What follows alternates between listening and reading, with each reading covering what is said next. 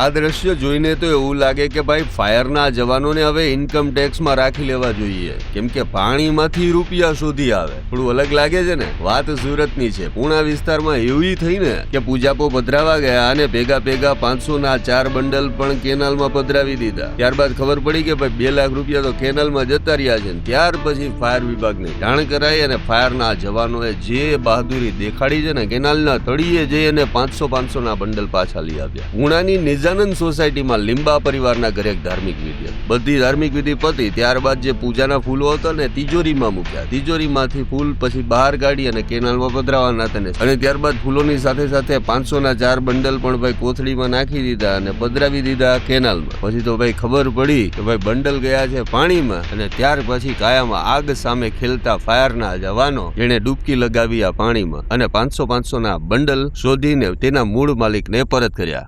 આવા જ અવનવા વિડીયો જોવા માટે ફોલો કરો ઇન સેકન્ડ્સ.